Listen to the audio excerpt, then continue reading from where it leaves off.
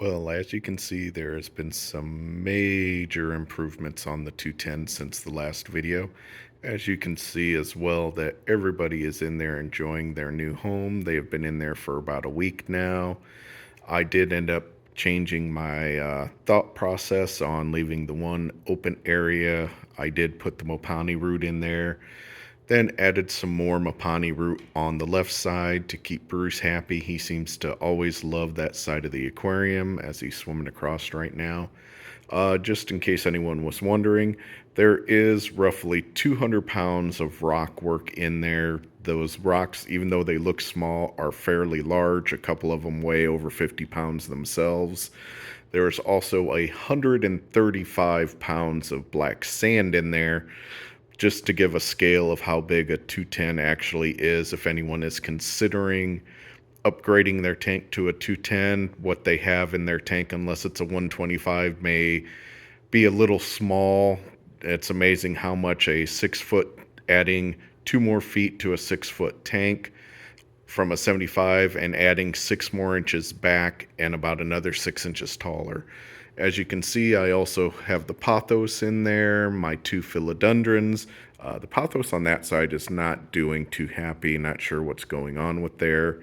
I will do an update on what the filters are that I have on this as well. I am a strong believer in budget filters, but at the same time, I do realize that you can get good filtration for out of the more expensive ones. It's just all in what your tastes are.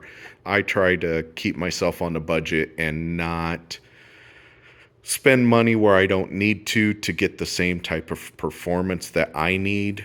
Some people who overstock their tanks, I can see the justification of having the bigger filters, where I have a similar size filter, but it's not as in the same classification, but it does what I need it to do. I'll give you a little indication of how big some of them rocks are here. As you can see, there's Haas. He's really colored back up since putting him in here. As you can see, my Nubius is starting to take off much better. There goes Fry. Here comes Bruce. That's Ruby. There's Sunny and the OG Rusty. He's looking a lot better since having to deal with the Wrath of Bruce when I took out all their rock work to put into here. And then we'll head this way. Down there is Charlie. We call him Charlie Brown because everybody picks on him. And then up there we have Martha, my Melandy, Rosie, the Rostratus, and Sully, as usual, just hanging out there, being trying not to be seen by anybody. Still don't know exactly what Rosie or Sully is yet. If he would just give me some color, I'd really appreciate that. I do know he is a male, but that's as far as I can get with him. So, just giving you a final update. A lot of people said they couldn't wait to see. Oh, there's Moira right there, my Synodontis. There will be an update to the tank eventually.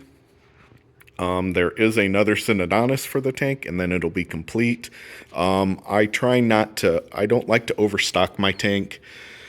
I know a lot of people do that to keep aggression down, but I would rather have more hiding places where the fish can hide and not have as many in there to give them basically, we are raising them in a water box, and just to give them something more enjoyable than bumping into each other all day long. But sorry, I went down a rabbit hole there. I have another Synodontis that is in my 29-gallon tank that I'm growing out, because if I dropped it in here right now, I doubt that it would even last 5 minutes. Someone would eat it. But it is a Synodontis decorus, I believe. At least that's what the markings look like.